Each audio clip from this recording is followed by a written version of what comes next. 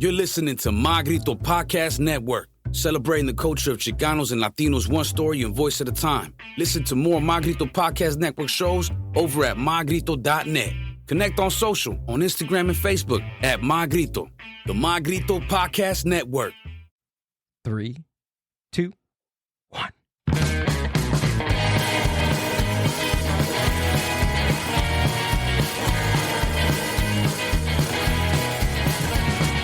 Boom! What is up, Mind Buzz Universe? Welcome back to the Mind Buzz Podcast. Stop laughing, Amber. You're really trying to make that one work. I'm making it happen, dude. We got to make something happen. Or should we just do a poll to see what the Mind Buzz Universe wants to be called? What we should call our listeners? I think so, but welcome back to the Mind Buzz Podcast, Mind Buzz Universe. What is up? Thanks for tuning in to another podcast episode. And remember that the Mind Buzz Podcast is a part of the My Grito Podcast Network, My Grito Industries. We got a couple of things that we want to cover before we get into today's podcast episode. And I think Amber is going to take the lead on this one. Yeah. Amber? All right. So we just have a few updates from our label. So just a reminder, La Rosa Noir's new album, Arellano, is out now on all listening streams. So go listen to that. Also, Bad Hombres, they have a recent single called El Catrín. Which is freaking awesome. I love the song. Bernard and the guys, Bad Hombres, are kicking ass. Yeah, they did amazing. El Catrín. So it can be found on Spotify, and make sure to add it to your favorite music playlist. The Paranoias, they're playing a free show this Saturday at the Grande Hills Street Fair. Hey, that's cool. Free show. Go check them out if you haven't. That's within my budget. That's within my budget. Yes, I like it. And then, Maria Sanchez will be performing this Saturday at the Shadow Grove Brewing. And if you haven't seen her, you should, because their band is amazing. So for more details, go ahead and go follow all of their Instagram accounts, which we will we'll leave linked in the show description. But yeah, that's our update. That's your My Grito weekly update. And Amber, I do want to highlight what we did the past couple of weeks. Some press releases. I did a podcast called Copy and Still Podcast, out now on YouTube. I also did I'm Being Seriously. Title of the podcast episode is Clash of the Pods, the roast of the Mind Buzz. And then just today, me, Gil from the Mind Buzz, was on Emo Brown podcast. Woo. Please go check it out on YouTube and Spotify. It was awesome. Shams, thanks for having me. I really appreciate it. And we had a good time. So go check out that podcast, Emo Brown. Other than My Grito Podcast Network, the Mind Buzz, Emo Brown is also part of the My Grito Podcast. We have Chicano Shuffle. We have West Coast Pop Lock Podcast, Tragos Amargos. And am I missing anybody? Nope, that's it, right? That's it. Cool. All right. Without further ado, let's get into today's episode with our guest, Alex. He's an aspiring writer and producer and content creator. He's mouthing out over here. I appreciate it. He's showing you his cue cards? Yeah. Right. I'm like with the big signs right here. There you go. He's already getting started. Ladies and gentlemen, welcome, Alex. Thanks, man, for being on the podcast. Of course, man. Thank you guys so much for having me here. I'm super excited to be here, you guys. I am just excited, you know? Muy excited. Yeah, I'm because muy excited. this is actually my first podcast, you know? Really? Yeah. I was going to ask you, have you done anything like this before? I have not. This is my first time. So, okay. Very excited. Amber, be nice to him, okay? I am. I'm Please always be nice to nice. him. Okay, good. But yeah, dude, welcome. Thanks for coming out. I'm super excited that this is your first podcast and we get to experience that with you. Of course. Thank you so much for having me. So you are newly a graduate, right? And you are starting your master's? Yeah, so I just graduated from Cal State Dominguez Hills this past May. I am right now in the process of submitting my application for my master's program. My major was film and TV production. What I want to go for my master's is actually either I'm in between two programs. So the first one is a showrunner program, or the other one is writing and producing for TV. Again, so yeah, I'm an aspiring producer, a writer. I have some stuff written that I've done for like in the past projects that I've done for school. But right now, like, I'm just like trying to keep the ball going, so I don't want to lose the momentum. So keep the momentum going. Yeah. It was cool because we know Alex on a personal level, but it was also cool to see you at the Elevate conference by Chicano Hollywood. That was awesome. It was. There were so many people out there that I was just like, being in a room full of like Latinos, aspiring directors, producers, actors, writers, and just seeing people from that level, like who was there? It was Edward James Olmos, Luis Guzman, Emilio Rivera, and then there was like other podcasters, social media influencers, and just seeing like how they have grown from like, because I mean obviously they've been in the game for such a long time, so like just seeing like their progress and like their obstacles and like the things that they had faced, it's like, oh, okay, like, they're like us too. Like we've gone through the same thing as well. So like just being able to see that and just like, okay, like I can relate, Right. Yeah. And especially to get everybody under one roof for a couple of days, it's not easy. So Johnny Murillo did a really good job to get all us creators. Yeah. It was under one roof. Yeah. And so we were there Saturday, but how was Friday? Friday was cool. Yeah. I went for both days. Friday, I went with my friend. I invited her, Gabriela Bañuelos. She's also a social media influencer. Right. Yeah. So we both went. I told her, hey, let's go, like, just to like to network, to meet people, and not just that, but just to like see what we can like learn and take away from that, But it was cool, like how I was saying, like there was a lot of social media influencers, a lot of people that are in the industry already, that they know their ways of like working in the industry, knowing the ropes, and just having them give their feedback to us. It was just like, it was nice, just to hear them out as well. How did you feel walking out of the place? I was very inspired. Yeah. I was like, I got this. Like, it just motivated me to do better and, to be better, So I was just like, that's when it was like, all right, I need to like, just keep going, Yeah. And it helps to do stuff like this too. Yeah. Oh, definitely. Especially, dude. Yeah. So Friday was the podcaster type of content creator day, and then Saturday was more. They had the comedy panel, which was cool. Alfred Robles. Oh, I got there late. Joey Medina. Oh yeah, you didn't catch that. No, I didn't catch that. Joey Medina. Who else was there? Jerry Garcia. And am I missing anybody else? There was somebody else, but I can't remember who it was. Awesome. They must have been a catch. Thanks, Amber. But yeah, even people like in the industry, like they were there. Like it was cool. Just having everybody in there in the same roof. It was amazing. Yeah. I wonder if he's having anything else. I haven't seen anything, but I'm honestly, I'm looking, right? Yeah, like some classes recently. Oh, really? Yeah, it's actually on, what is it, Labor Day? On November? What holiday is it? Yeah, Labor Day. Labor Day. Oh, that okay. Saturday. Oh, that's right. He's doing some classes or something right there. Yeah, I just heard that on the Mind Buzz right now. Yeah, I'm actually gonna go. So I ended up signing up. Oh, you are? I was like, that's cool. I'm gonna go to see what I can do, network with people, meet people, and just, learn from them. How important is that to you? Like, is that something that you've always thought about doing, like in like conference networking type of style, or? You see, this is the thing with me. I'm a very social person, so like when I meet people, like I tend to like talk to them, and I could keep a conversation going, Mm-hmm. But for like this event that's going on, like I feel like there are opportunities there. Like, why not take it? And you never know who you might meet. So for me, it's like it's a win-win. Have you always been like that? It's like, hard for me. Very talkative and yeah. I don't know. Just it comes out naturally. Like that's just me. That's just who I am.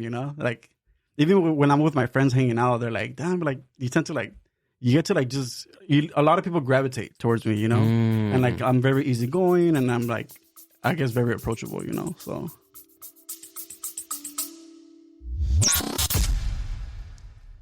The Mind Buzz is powered by Mind Buzz Media. Mind Buzz Media is an on-site video and audio podcast production company. Have you ever thought about starting your own video and audio podcast? Or do you have an existing podcast that you want to take to the next level? Mind Buzz Media brings a professional podcast studio to you. Visit mindbuzz.org for more. Amber, like she pushed me. What was it? Like literally pushed me on the ground. No, what day was it? Was it Saturday? When? Oh, the So the we event on Saturday. Yeah, we went to Chicano Comedy Fest. Mm-hmm. Dude, that was so awesome. Oh, shout out Martin Rizzo for all that and what you did, your hospitality and everything. But Paul Rodriguez, we got VIP section. It was awesome. We were able to go backstage, all that good stuff. But Paul Rodriguez was like standing right there, all alone, right there. And Amber was like, "I'm gonna go talk to him. Let's go talk to him." I was like, "Oh my God, no!" Because usually it happens, right? When you're in spaces like that, you have all these talented people that have been doing it for years. I've been watching Paul Rodriguez since I was a little kid, dude. And he honestly like one of the main comedians that like I would want to be. You know what I mean? When you're a small Latino kid, it was George Lopez, Paul Rodriguez, and Joey Medina, right? At least for me. But Amber pushed me to go take a picture. Just a picture with him and shaking his hand was like the best thing in the world for me, bro. But yeah, she got me out there, and I think that's like right now what I'm trying to shake off is just like that weird anxiety that I get to I get you. Network and just to say hi. Yeah. It's hard. Do you have that always picture? We do. Yeah, we got it. I always think that maybe not Paul Rodriguez is as nervous as you are, but like when you go into like a networking setting, right? Everyone's there with that common goal of making connections, meeting someone, doing something in that realm that I always think like, why am I going to feel overwhelmed or embarrassed or anything if everyone else is probably feeling the same exact thing, right? So I always try to kind of have that mentality of we're all here for the same reason, we're all trying to make a connection, be here, and maybe we're all nervous, and that's okay. And then I think like when like a celebrity, like I don't really like to go up to celebrities because I always feel like they're probably like, here's another picture, and that's how I feel. Yeah, but I knew how bad you wanted to, like, you seen him and you were like, oh, and I knew that if you weren't gonna go alone, so I said, okay, you know what, I'll muster the courage and I'll go and I'll do it for you. Like that was my thing. And I always think like, because girls always like, oh, you're never impressed by anyone. Oh, no one ever impresses you. And it's not that I'm not impressed, but I think that I always told myself like, I'm not less than anybody else, and I'm never gonna make myself feel less than anyone else. So pretty much anyone is on the same playing field as I am. Like that's how I feel. Like I'm not saying like, oh, they're not superior because, you know, they have a career or whatever, but as far as approaching someone, you know, it's I'm not gonna be scared to approach someone because I think they're better than I am. Like, no, you know. So I don't know, that's what I go out. That's your formula That's my formula. To your approach to something like this? Yeah, I just think I'm like, they're a human being just like me. They're a person just like me. At some point, they struggled. At some point, they were me. At some point, they saw someone else that they admired, and they were me going up to them. So I just think like it's a full circle. And you know what? That's a good way to look at it. Yeah. Yeah. You know what, Amber? I can actually relate to that because what was it, like towards the end of May or the beginning of June, I think it was the last day of May, I went to La Leaf. I'm not sure if you know what that is. Mm-mm. So it's pretty much it's Los Angeles Latino International Film Festival. I ended up going. They were premiering the movie Flamin' Hot. So I was there, right? And there was like these huge, top-notch producers, directors, actors, and everything. And I was just amazed because I was like, damn, I can't believe like I'm here. I'm in a room full of amazing people, talented people. Tell me why. Edward James Olmos. I'm telling you, this guy, he is amazing. All right. Like I've seen him in different movies. Same thing with my siblings. Like they would like reenact like starting like quotes from like movies and stuff like that. But being in that same room with him, oh my God. Like he literally, like I kid you not, dude. He was sitting 5 seats away from me. Whoa. And to me, that was a big deal because I'm like, yo, it's Edward James Olmos. Like this is an icon right here. Like he's a legend. So anyways, when I saw him, I was so starstruck that I couldn't speak. Like he passed by in front of me because he had to go like do like an intro and whatnot. And my friend was like, "Oh, Alex, look, Edward James Olmos." So literally, like when he passed by me, I was just like in shock and I couldn't like move because of how like starstruck I was, you know. But anyways, I didn't get to meet him that day, you know. But I did get to meet him the day of the Elevate conference with Chicano Hollywood, and being able to just meet him, even if it was for like 30, 40 seconds, dude, like just him being able to like have me approach him and just like take a picture with him and just like talk to him real quick. It was just, it made my day, honestly. Yeah, and especially with like a setting like that, it's, at least for me, it's easier to approach people because we're all under, you know, we're in one spot, and that's pretty much what the goal is, right? Where the goal is to network, to talk. Yeah. And I think it was a little bit easier. I was able to go up to talk to Jerry Garcia. I was able to talk to him. Me and Alfred, he's been on the podcast before, and we see him all the time. We go to his shows. It's cool to always catch up with him. But talking to Joey Medina and asking him the question, because I was raising, you see, dude, I was raising my hand, and they were like, okay, no more questions. Yeah. I was like, oh, come on. And like, I got off my chair to go chase him to ask him the question that I had. And it was just cool. Like, we need stuff like that. Like, in this community, we need stuff like that.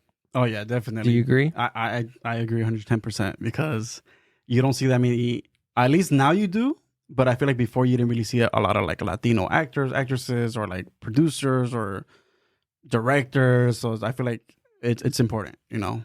So who's like your favorite film director right now?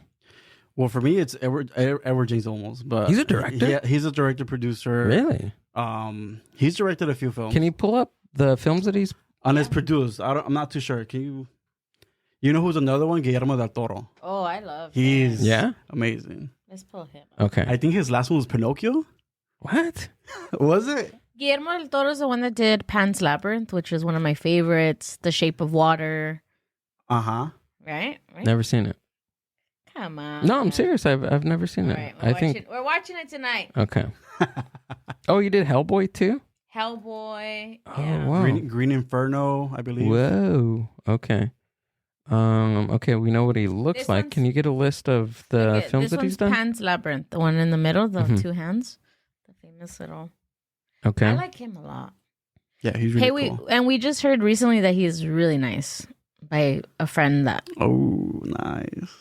Had some encounters with him. Really? Yeah, I don't remember. He said I don't remember anything. I can't say the name because he didn't want to know where he worked at, but he said when he used to go up to the gate that he was just like really nice. Was I there? Yeah, you were there. You were probably looking at something. Okay. So, Pinocchio is the latest one. Pinocchio, Pan's Labyrinth, The Shape of Water.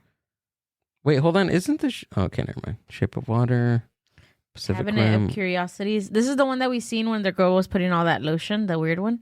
Oh, so he did that one? Him. Yeah. Really? Mm-hmm. Oh, that's cool. Pacific Rim, Hellboy, Nightmare Alley. He's Mexican, right? Yeah. Yeah. Okay. Yeah, Mexican filmmaker and author, yeah. Yeah, from Guadalajara, Jalisco. Whoa. Shout out to Guadalajara, Jalisco. There you go. See, your Google's going to say. A recipient of 3 Academy Awards, 3 BAFTA Awards, and Emmy Award with his work have been characterized by a strong connection to fairy tales and horror with an effort to infuse physical and poetic beauty in the grotesque. Okay. Yeah, that's kind of what the basis of his like films are like fairy tales, but also very like monster-y-ish. I wonder where that stems from. I wonder if wonder if he makes movies like that, like if it's something, I don't want to say a trauma, but maybe a trauma from his childhood or something. I think so, because a lot of creativity comes out of just like weird emotions. Yeah. You know what I mean? Do you ever get that? Are you writing anything right now? I'm about to start, but I've done some stuff in the past. Yeah. Yeah. Yeah, because I have to submit some stuff for my master's program. So like I'm in the process right now, like thinking like what do I want to write about, you know? So. Mm-hmm. So, but hold on, I'm sorry, I don't mean to cut you off. No, sorry, were you gonna say something? No, go ahead. I'm joking. No, you see, this is the thing. Like, this is all about you, Alex. Okay, it's all about me. You. No, this is the thing. Like, I didn't know I had it in me. The whole writing thing, like, I remember like being in school, my professor was like, all right, this is the topic. These are the first 2 pages that I did for you guys. Continue it.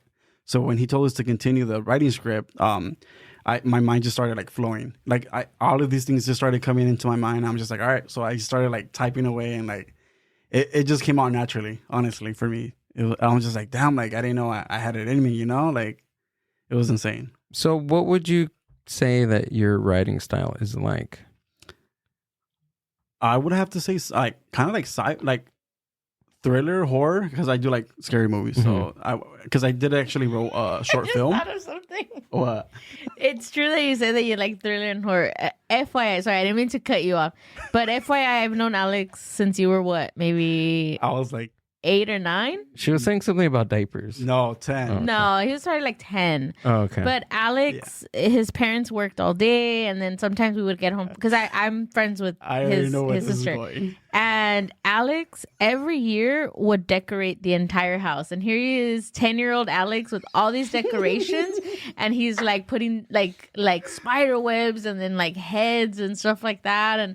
And they would like take you to go get like props, right? And then or things that you had from the year before. So he's all like home alone, 10 years old, and we're just like in his sister's room, and then we just hear him like creeping up the staircase, and he's putting like things out, and then we come out and he has like a whole cemetery and lights, and he's always had this like production, like making something happen for Christmas too. Like it was just always him decorating in something. And honestly, I didn't think you I should have known that you were gonna do something with like film and all that, but I didn't. I was just like, oh, maybe he'll be an interior designer or something. Now, you know what? That's funny that you're saying that, because my family would always be like, oh, like you're gonna be like a party planner, because I tend to like coordinate a lot of stuff. I don't know, that's just me, and like my mom would always say like, oh, like you can plan so and so's party or someone's quinceañera. I'm just like, I'm not. No.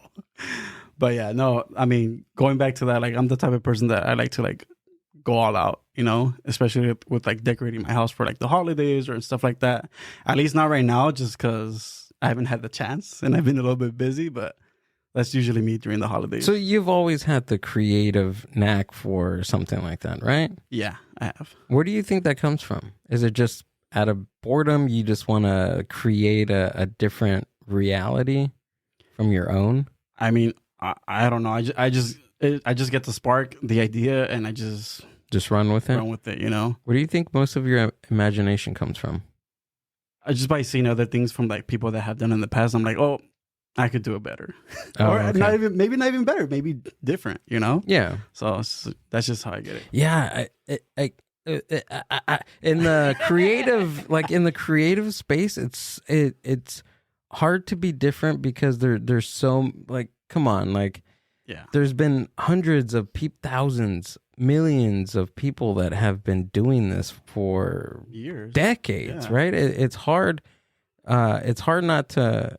I don't want to say copy anybody, but it's very difficult. But also to keep it your own, right? I think that's the hard part too. It's cool to be inspired, but also you got to make it your own.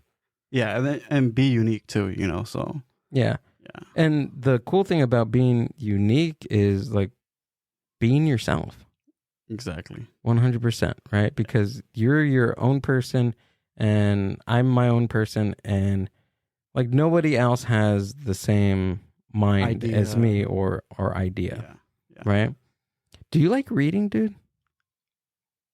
It depends. If we're talking about books, no. But if we're talking about like an email or like something on social media, then yeah. No, because I've been pushing this book like for text. Yes. Yeah, I've been pushing this book on a lot of creatives, and it's called Big Magic by Elizabeth Gilbert.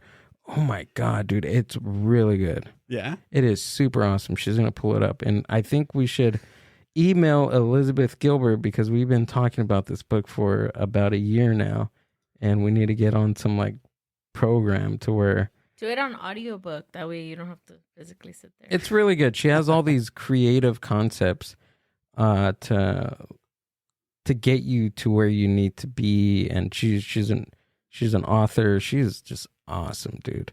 And I encourage everybody to if you're in a creative space you want to start, or you are in a rut of writing, of creating something, this is the book to do it.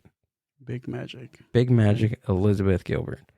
But yeah, dude, I just hearing all this creative talk, I like to share that with everyone. So buy the fucking book. Or it's on audiobook too. And if you need credit, just email me. I'll send you a credit for Audible. Amber, are you going to read to us or what? Yes. Chapter 1. No, a storytelling by Amber. That'd be cool. That's awesome. I think we should get into you reading books to people. Heck no. Why not? No, I'm just kidding. I could. I think I could do it. Start to Chapter 1. Yeah. Get So- your snacks. Can you talk about like what you're writing about right now? Oh, well, what do you want to know? Like just the basis. I wrote I wrote a short film. Okay. Or I've done an auto commercial too, or like a PSA, like Okay. those 3 things that I've written before. Yeah. So yeah, so pretty much for my short film, it's about, again, it's a thriller. It's about 2 best friends. They get into a fight.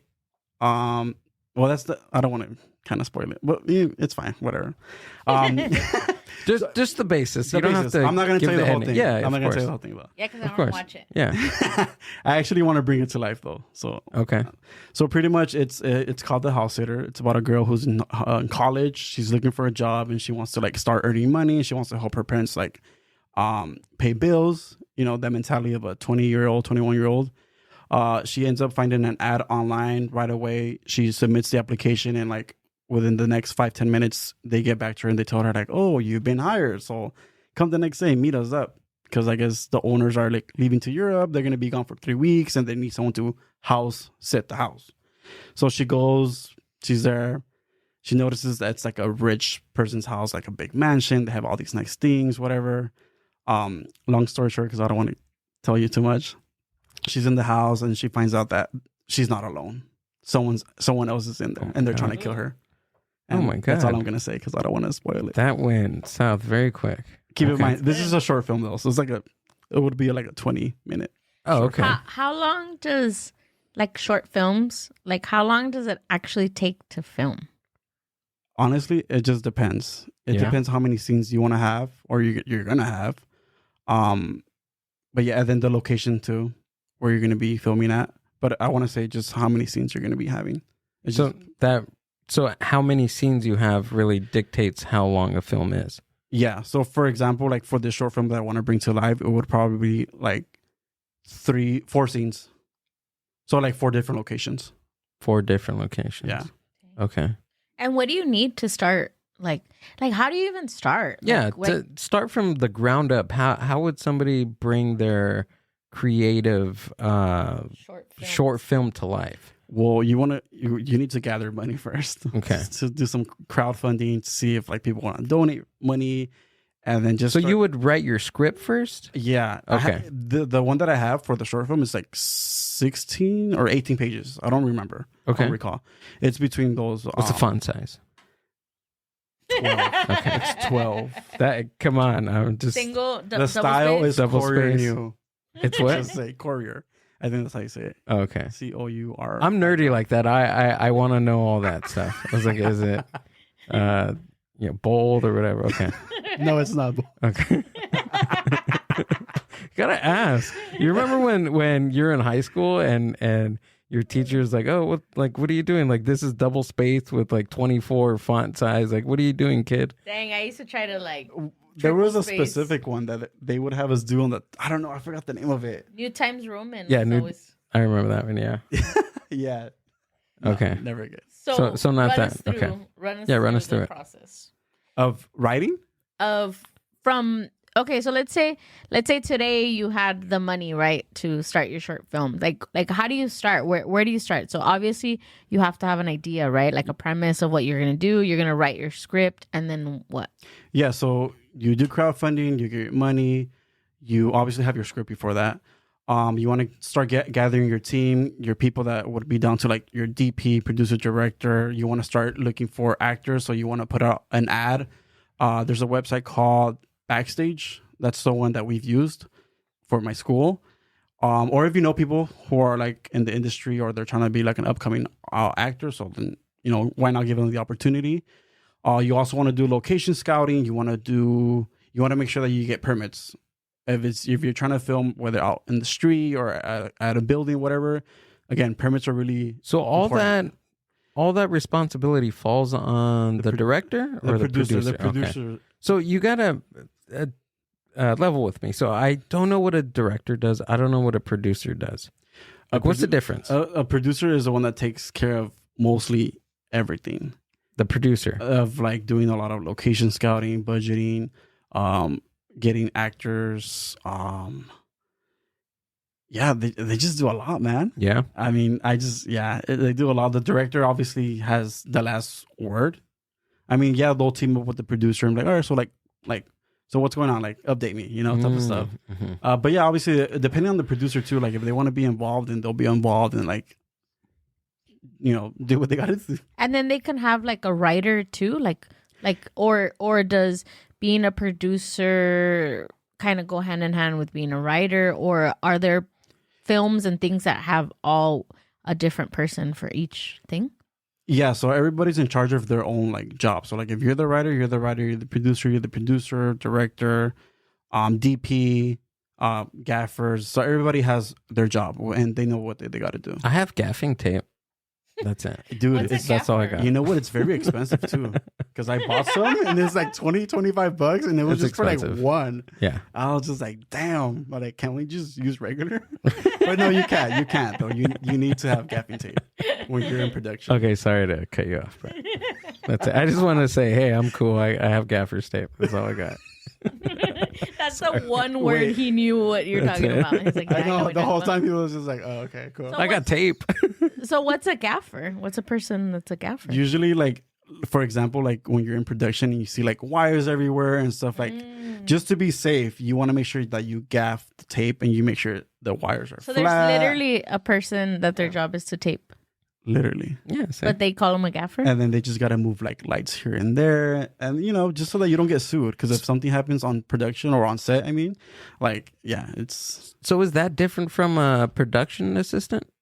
a PA. So pretty much what PA, a yeah. PA, you're literally assisting the producer. Oh, okay. So like, hey, help me out with this, help me out with that. Like, oh, go grab the actor, the actresses, or hey, go get me some Starbucks or something. It just depends, honestly, on the producer. Gotcha. Okay. Yeah. So it's like what I did for like 10 years. Okay. Got it.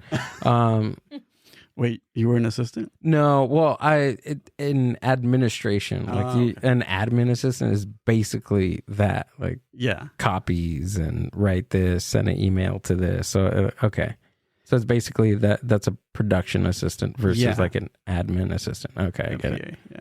Okay. Which is not bad. Like, so if you want to start off being a PA, like it's always good because you never know. Like you might meet people and they'll spread the word around. And if you work really well, then they'll recommend you to like other people. Of course, because you're in the environment, you're learning straight from a producer, right? Yeah, exactly. I just seen a TikTok of this guy that does I don't know what he does, but he like moves cameras around, but they use that big, like the big crane, you know, like the big arm. I don't know what he calls it, but he's like supposedly like really skilled in it now and everything. But he was like saying kind of how he got into that position without like going to school. So he was saying, he's like, oh, I used to do YouTube videos, things like that. So I decided, hey, I want to get into like production. So he said that he met someone doing like he was a background actor, I guess. And then he met someone that did that. And he said that he started like hanging out, you know, around there, and that the guy kind of just kept brushing him off.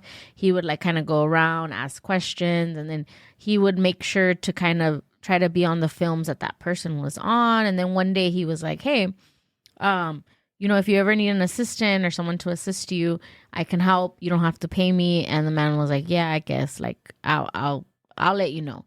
So he said that he took like for like months, didn't hear anything and nothing. So then this guy went on social media and he was like, hey, I'm the guy that said that I'll do this for free. And he's like, let me know. Like, honestly, I'll do it for free. I want to learn. Da, da, da. So finally, I guess the man needed someone, and he se acordó, like he remembered, and he called him. And the guy said, he's like, I worked for free for like a whole year. He said, Wow. just to get in. He said, but now he's like, everybody, like that man uses him for everything. And then other producers and things like that, like other shows, all use him. And he's like, you know, you just have to be persistent in what you do. And yeah, it feels like you're bugging them, but you know, there's going to be a point where they might need you, like, you know, and then to learn from him, from that man, and learn fresh and things like that. So I was like, yeah, it does sound like you're bugging, but I guess if you're so persistent and willing, like you're willing to do anything to get to what you want. So I was like, dang, I don't know about not being paid. But. Yeah, to not get paid, I mean, for a whole year. Like, did you not have bills to pay or what? I don't know. Like, how did you survive? But that's cool though. Like, I mean, Was that the only thing that he did? damn. Yeah, he just works like that one camera. I don't know. It's weird. Like, I think that camera, that angle. I don't know, Alex. Maybe I'm wrong or whatever. But it looks like it's like when people are running down the street or a car. Like it's like It has big. I know what you're talking about. It's like Yeah. it's the camera is like on a dolly, and then it has a track, so you're tracking the movement of it of the person. I mean, so I mean, I don't know what exact the name is. This one was like an arm, Or is it like a giant, crane? like a crane. Oh, okay. I don't want to say the wrong thing, but I mean, I don't know if that would be like a DP, but I would think so. Director of photography, you know, but I don't know if it has a different name. What is that? Director of photography? I've heard DP before. Pretty much you're in charge of like all the angles and different angles of like the camera. So when you're filming, you're considered the DP. Okay. And where do you get the cues and stuff for that? Like, I mean- how do you know when to like switch cameras and all that? It just depends if the director's telling you, like he's directing you, like, hey, camera 1, camera 2. So okay, so like right now, what we're doing, I'm breaking the fourth wall here. Amber's switching the cameras as we're going along. In a film type of setting, there's multiple cameras, right? But that's not happening like at the exact moment, right? It's not being recorded live, or it's not being switched. Is it all post-production? It's okay. So when they're filming, they have different cameras from different angles, and they're just recording the whole thing. The whole thing. So when right? it's post-production, that's when like the editor does his magic, and then that's when the director gives the editor his notes, like, oh, I want this, I want that. Cut to this when this happens and all that good stuff. Exactly. So that's why there's like, again, during filming, there's different cameras from different angles too. Gotcha. When Chicano Hollywood was filming that those scenes at the shop, they had I don't think you were asleep, but Yeah, I was. so one of the actors had like a little tiny microphone, like taped to her thigh to get the heel sound of her walking. I thought that was pretty interesting. Oh wow! Yeah, to capture the sound of that. You would think that they would do that like post production with like the Foley. the Foley, right? Yeah. which is really cool. What's a Foley? Foley? No. So pretty much it's like, for example, if again the camera could be mic could be very sensitive, and maybe it might catch it, maybe it might not catch it. So when you go to the Foley studio, like they'll reenact like the walking movement of like stepping or like branches breaking. I'll play this. Okay. Does this sound familiar to you? Sorry. That's Mr. Krabs walking in SpongeBob. Can't you just pretend to listen for once in your life? And notice how quickly he's moving? It's almost like a dance, you know? That's typical of cartoon characters, whose exaggerated movements and behavior call for equally exaggerated sound. Oh, that's For Foley cool. artists like Monique or Sana, this is one of the fun challenges of creating sound for animation. And unlike live-action movies, it starts with nothing. For live action, you have production sound, like what they recorded. So you could kind of like be like, oh, this is what it sounds like. But in animation, it's all up to you. It's like your world to create whatever you want. Take Gur in Invader Zim, a little robot who's shaped like this. He looks hollow. So for his body, I used this. And then for his legs, they looked like little cable legs. And these were his little feet. And I always had the kettle next to it, so the metal would kind of resonate and you could kind of hear his body. Appa, the giant mythical beast in Avatar: The Last Airbender. So yeah, that's a Foley artist. That's always fun too. The only reason I know that is because Universal Studios. So, The sound effect stage. Yeah. But they had that show. I remember that. we passed by that, didn't we, Amber? Oh yeah. When we went, it was a whole Foley studio that he was. So saying. Foley is like just the term of like sound engineering out of nothing. Yeah. Yeah, But then that's a whole different department though. Oh, dang, dude. There's just so much. There's a lot, dude. It takes a village. Yeah? I'm telling you, like, it takes a lot to like bring something to life. I hear stories of just like certain 30-second shots take like a full day of work with all these people, and I can just imagine budgeting all the work, the labor, it's crazy to me, bro.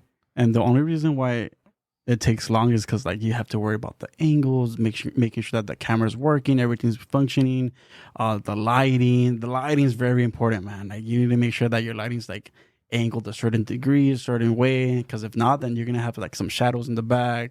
What do you think about my lighting? Looks good. Yeah. He's sure? like, Actually, you could move this a little bit. You know but what? On second thought, I'm just What do you kidding. think? You can tell me after. No. Not on air. It looks good though. Good lighting's really good. Oh, thank you. Appreciate it. I just found an empty spot and I was just like, oh, throw this here as power, right? And that's another thing you have to worry about, like power. And like, say you're shooting somewhere like a weird remote location, right? How do you get power? You get a generator. Oh, that's right. But wouldn't that like mess with the sound on the production? So what they'll do is they'll have a generator like 20, 30 feet away and just get like a long extension cord. And then that's where the gaffer comes in. Oh, there you go. And they start gaffing, you know? So because you've gone to school for all this stuff, all this knowledge, do you find that movie magic when you're watching movies, does it take away from all the movie magic?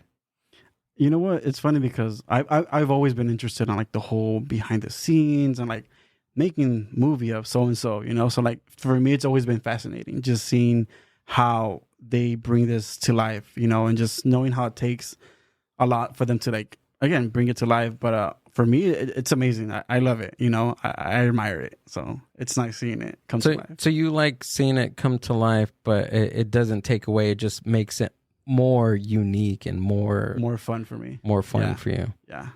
Have you watched anything recently? I just went to go see The Exorcist. Oh, Believer. Okay. It was cool. It was cool. If you want to go watch it, go watch it. I would give it a 7 out of 10. Really? Yeah. Okay. It just I don't know. It was just different for me, knowing that. Okay. Oh, I don't want to spoil it. I don't want to say anything. We haven't watched it. Oh, you haven't watched it? No. Oh, then never mind. No, we were trying to figure out what we should watch first. I'm a huge Saw fan. I love Saw, so we were gonna go to the theater, but I couldn't make a decision, so we ended up not going at all because I was like, okay, Exorcist or Saw 10, but I just couldn't make up my mind. Okay, let me say something funny. So I'm a film major, film and TV production major. But you know what's funny? That I hardly watch any like TV, any movies. And if I ever do get to watch movies, it's because I'm like, I tell my friends, hey, let's go here, let's go there, let's go watch a movie. But for the most part, I don't watch movies. And not because I don't want to, it's just because I'm always busy. I'm always doing something. Like I always have something going on every other day or every day. You know, like when my friends try to hang out with me and they're like, hey, let's go do this. I'm like, oh, I can't. Like, I got this, I got that, or I have an event, you know, so stuff like that. But yeah, I mean, movies. I get it. It's Yeah. Yeah. But I guess if you do go out to watch something, it's significant because you make the time to go out and watch Of course, yeah. Of course. So Exorcist, what is it called? Exorcist what? The Exorcist Believer, I believe. Believer? Is that what it is? I don't know. Let me look it up. Yeah. You know what's another good movie? Which one? I don't know if you guys seen it, but Blue Beetle. Oh, yeah, watch it. we went to go watch it. That movie, oh my God. Yeah? I loved it. Oh my Yeah, Ooh. God. Exorcist Believer. So this compared to original, you like this one? No. Oh, this is cool. Yeah. It's all right. What do you think about like new horror films versus like all the originals that used to come out like this, Rosemary's Baby, The Shining? Oh my God, Stanley Kubrick is probably one of my favorite directors. I mean, Oh my God. I would have to say that The Exorcist, the original one, it came out like in the 1970s. 70 something. Oh yeah, dude, I was scared. Yeah. Yeah, I would have to say the original one though. It beats. Yeah, well this is crazy too because it's like a different storyline or something like that, right? Is there a mention of the original in this? No, but you know what? The mom comes out from the Oh original yeah, movie. that's right. That's right. And then I was watching it, and then I was upset. I'm not gonna spoil it. I want to tell you guys, You're but upset? you guys haven't seen it, so I was like, "Damn, what the heck? Like, why?" But yeah. Okay. I hate when I watch stuff like that. You know what movie I really watched that was a remake that I really liked was Candyman. Oh, I have not seen that. You haven't No. seen it? No. I was really cool. enjoyed the remake of it. You should Yeah, watch it. what I liked about it, the reason why is because there's a reason why we go watch those films that are recreated now. They're reproduced, they're rent. I like it because it's like a time capsule, right? Like there's a storyline that's in place for this type of movie. What I liked about the new Candyman was they were able to add in the original actor and the storyline into it, which was super cool. That's why I asked about the Exorcist Believer if they had any ties to the old movie, the original. I think that's why I like Saw, because it's a storyline. Yeah. And John Kramer is in every movie except for Spiral, which we're not going to get into because, oh my God. Oh my God. I'm just going to say that right now. Chris Rock, dude, really, bro? Why would you do that? But, I mean, that's why I liked it, because of that. I haven't kept up with the Saw movies though. I don't know when was the last time There's I saw 10, one. dude. That's crazy. I think I stopped on the second or third one. Really? Yeah.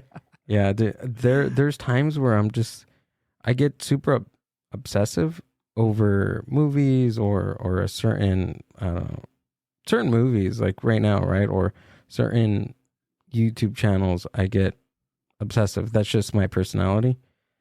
But there was a weekend and we talked to a film director maybe a few months ago, and I was explaining to him that there was one weekend where I just saw 1 all the way through 9 just like in a weekend. I just get like that, bro. I don't know.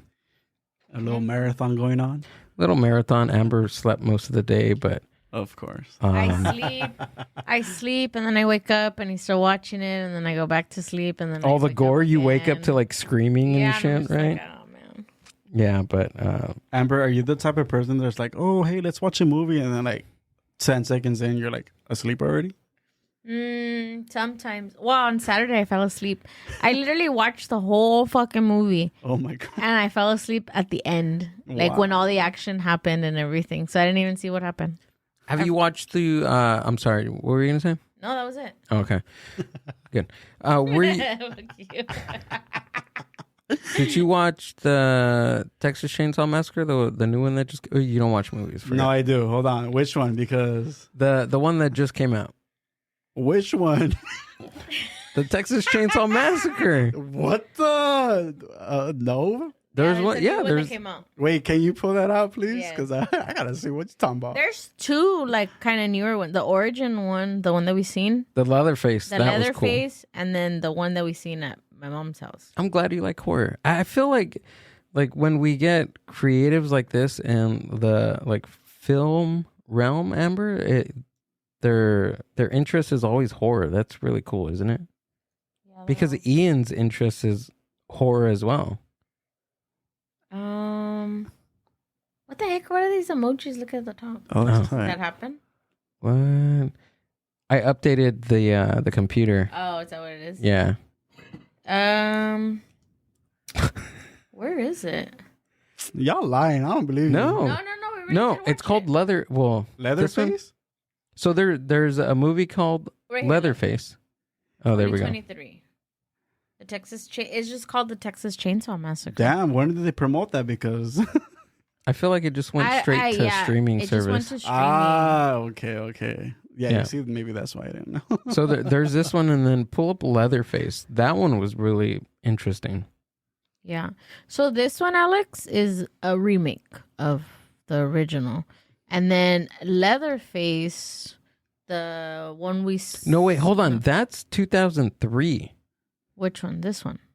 Wait, We're talking about the 2023, Amber. Yeah. Oh, hold on. That's Sorry. the one my father took me to. yeah, you see, Well, we swear we're not lying. We watched it. dang. Okay, I think. Where Is it that one? Oh, it's 2022. Oh, okay. Is it that one? Yeah, it's this one. Look, Oh, yeah. see that one? It's on Netflix. Oh, On Damn, I Netflix. need to check it out. it's really cool. It's good. I liked it. Is it a series or a movie? It's a movie. Oh,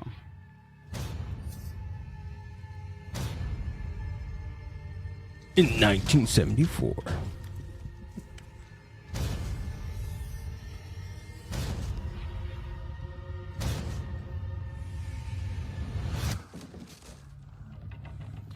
All right, ladies and gentlemen, if you're listening to this, remember we have a YouTube channel. So if you want to see what we're watching, go to the YouTube channel, please.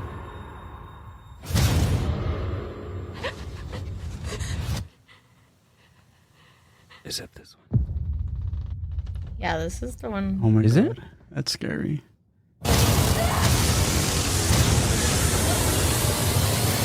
Yeah. That's crazy. I have not seen this. That was cool. So this is that one. And then we seen I like that noise. That bing. Oh my god, That's yes. their signature sound. That's Is how it? You know, that's how you know. It's Yeah. like saw. I mean, not saw. Texas Chainsaw. Oh, Leatherface came out in this 2017. one's 2017. So I remember I was Leatherface for a Halloween. I think I was like 11 or 12, and I was getting made fun of because I made my own costume. Like my aunt. Hold on, my aunt bought me the mask, and that's all she bought me. So I had to like Get the apron. made my own stuff, and I okay. did the apron. I put blood on it and everything, and I just got made fun of. They're like, you "Oh, who are you? Like a scary maid?" I'm like, "Really, dude? Come on." Hey, at least you got creative though. That's good because these Halloween costumes they be expensive, man. Right? I know Like we went $80, to- $90, $100. Yeah, my aunt, she was like, "I'm just gonna buy you the mask, and that's it." And well, granted, she did get me the like fake chainsaw, which was cool. It was like either the fake chainsaw or the rest Butcher of the getup. knife. Yeah, A butcher knife or something. right. that one's the one. So this one kind of it shows you like how it started, like why he became Oh, Texas makes Chainsaw sense. Massacre. Leatherface. Yeah. This. So, do you know the origin story of Leatherface? Like what? Like, so in history, there's certain people that like real life events. Like it's not to the extent of like Texas Chainsaw Massacre, but certain things in history, like Ed Gein was the actual like he was the inspiration for Leatherface. He was the inspiration for, I believe, Silence of the Lambs, and then also that one by Alfred Hitchcock. Oh, Psycho. Okay. Yeah, weird guy. Ed, can you pull up Ed Gein? He did some like weird stuff. Like he, His last name. Gein. Gein. Yes. There we go. Creepy dude. But yeah, he was the main guy that they made all those movies out of, and it was all real life stuff. Edward Theodore Gein, also known as the Butcher of Plainfield or the Plainfield Ghoul, was an American murderer, suspected serial killer, and body snatcher.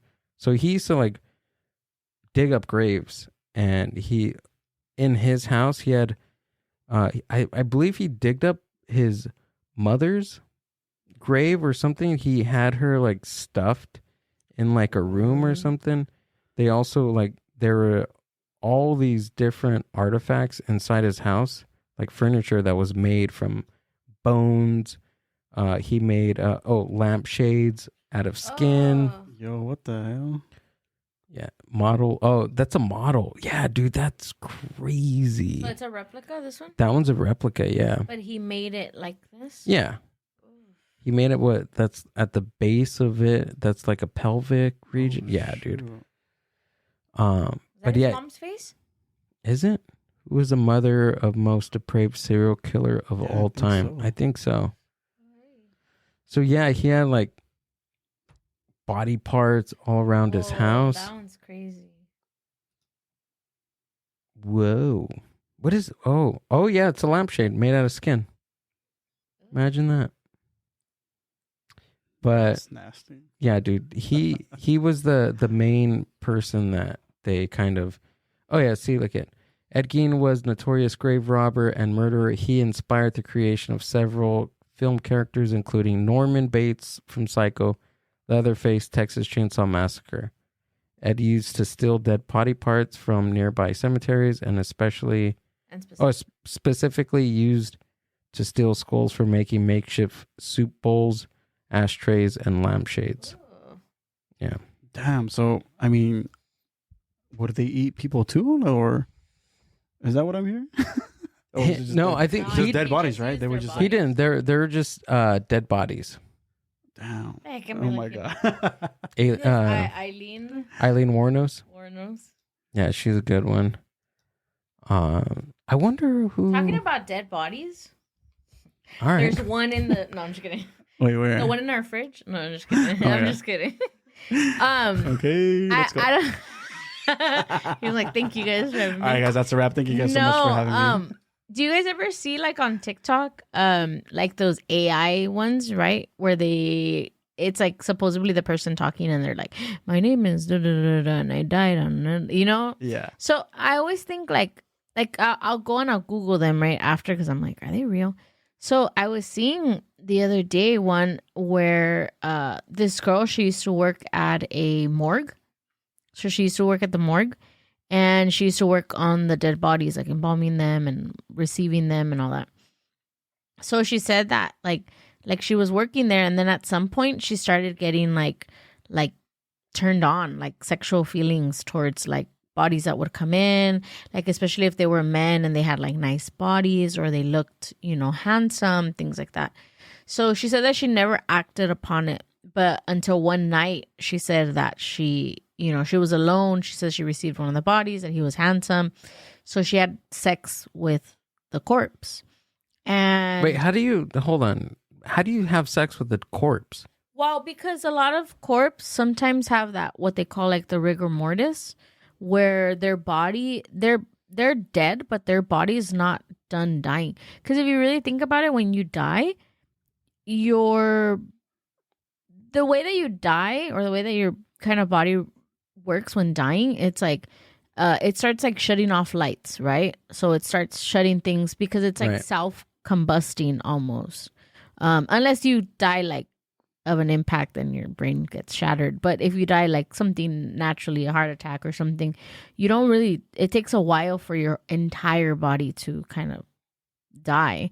So I guess this person has like that rigor mortis where like he was still warm. So she says that he was still warm, and that's what kind of like turned her on, was that he was like, he hadn't like completely gone, completely cold or stiff or anything. Well, I mean, he was stiff, but Yeah, that's what, like, honestly, that was my whole question is, okay, a dead body goes in. What is she writing? Yeah. So what is she grinding on here, ladies and gentlemen? That's my main penis, question. Because he was still, his body was still warm and his blood was still flowing. Oh my God. So he wasn't completely like dead. So okay, hold on. But how does it happen? Like your brain, I don't know. Gets that, right? Like that's what happens to like when you're about to do the deed and all these feelings rush to your brain, all these lights, this is happening. So that part of rush his brain, the blood to the thing. Yeah, so I guess that part of his brain still hadn't completely like died. So it was still functioning. He was a man. He was he still did, and he's he a man. Damn, did she get pregnant or what? So she got pregnant. No. So she has sex with him. She leaves, whatever, Damn. everything. And then she notices later. I was gonna Okay, well, wait, let me tell what you. happens? So then later she's like, when she takes him on Maury, he's all dead body sitting on the chair. His you funeral, are the baby daddy. And he's like, his funeral is just like somehow like part of Jerry Springer and Maury. It's like, what the hell? 2-for-1. yeah. So then she gets pregnant, and then she's like, oh shit, like I got pregnant by like the dead dude. So she confesses to someone because she's like, okay, I need to tell someone like what I did. So she tells like a colleague, hey, I had sex with one of the corpses. The colleague reports her, and she gets arrested. So she gets arrested, thrown into jail, and while she's in jail, she has her baby, and this bitch asks the family for child support. She asks the dead guy's family for child support. That's what I seen. And then I went and I Googled the story, and it was real. Like there's like headlines and stuff like that. Whoa. Happening. What the hell? Yeah. Is this guy Mexican? No, I don't know what he was. Okay. I'm thinking of another race too, but I won't say it. Yeah, so I don't know. I need to see a movie about that. Yeah, they need to make a movie. Come on, about Alex. that. There you go. Make Come it. on, Alex. Hey, for real, huh? That's Come on. There you go. There's your down. researcher right there on Right the other here. side. What would I be called? You'll be my writer. Got Oh, it. there you go. There you go. That is wild. It's insane. Yeah, I was like, what the fuck? Does she like not have a boyfriend? I guess I don't not. know. I don't know. They probably got in a fight. And she was like, "Oh, fuck this guy." And then I'm gonna go to work. I'm gonna go work on some overtime. Damn right, And she got to work. She got this body, and She's she like, was it's like, not cheating if he's dead, right? "That's true." True. Dang, dude. Yeah. What happens like to your like? Why do that? Like, is she like? What's going on mentally with this woman? Right? Like, how? I'm just thinking like she did the gender reveal by herself, the baby shower by herself. Damn. Okay. Like, how do you go on, like, no, like, okay, let's say her, right? She's all fucked up. She screwed up. She did what she did. But that kid, like, how do you go on living your life knowing that your mom did that and that you're a product of a fucking deceased person? I think you don't disclose that to the child, right? But I mean, think it's eventually the inevitable. child's gonna be like, "Where's my dad?" Yeah, or why is my mom in jail? You know? How long did she get locked up for? I don't know. Can you look it up? I want to see that. How long do you get locked up for? What is it called? Necrophilia? Necrophilia. Oh, I don't want to type that in. I don't want to see something I don't want Come on. to. It's spooky season. Can we look it up, Alex? Yeah. Okay. Let's do it. I got to ask you. Jail time. I can't believe we're looking this up. I know the FBI comes into our computer and We be like, get "What raided the right now?" hell?" It's fine. Put your hands up. They're like, "Where's the dead body?" You fucking. Just kidding. Never looked it up. It wasn't me. Check the fingerprints. It wasn't me. She's planning. How much jail time does someone... Whoop. Oh, you know what I've learned about myself on this show. The unique glasses. That one, I need to go get my prescription redone, and two, I think I might be a little dyslexic. It's okay. Home row keys. Do you remember home row keys and all that with the keyboard? No, what is that? Home row keys is the middle keys. Like it on the left side is like SKASK, or I can't see it, but home row keys, girlfriend. How much jail time does someone who you just put necrophiliac jail time? That's fine. It is October, ladies and gentlemen. On the Mind Buzz podcast, we're looking up necrophiliac. California. I can't believe there's weird laws like this. You have to have all these because people are fucking weird. Mm-hmm. Time served, prison, Bureau of Justice. Maybe it just depends what state it happens, no? Or yeah, that's true. Do you remember? It says right here, 18 months to a fine. It's not bad. In Nevada. Oh. It's not bad. What about California?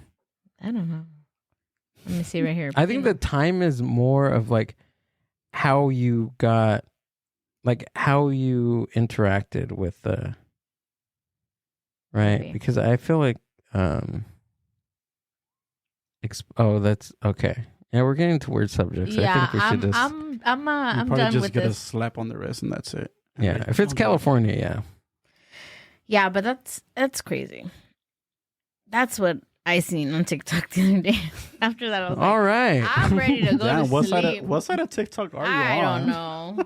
It's either that or like weird Indian games that people win food. Yeah. Have you guys That's seen it. Oh those? my god, yeah, all the time. I'm just I like, what? seeing those.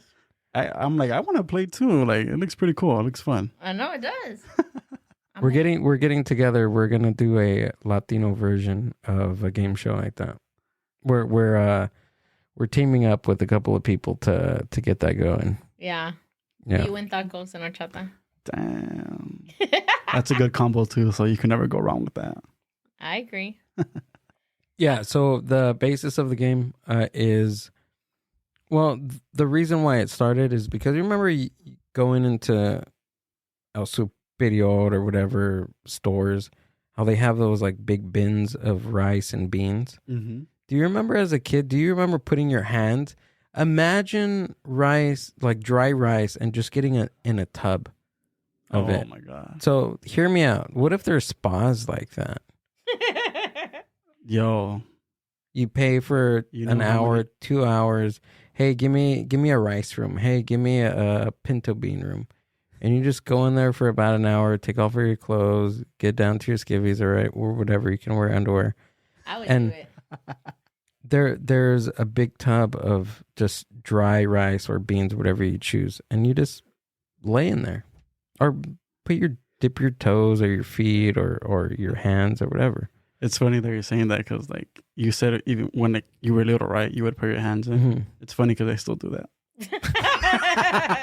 It's like I'm a man and I still do it. And then putting yourself in rice. So like if you're having a bad day, you know how like when they say like métete en el arroz. Yeah. No, like when your phone's like it gets wet and like yeah. put your phone in like in Rice?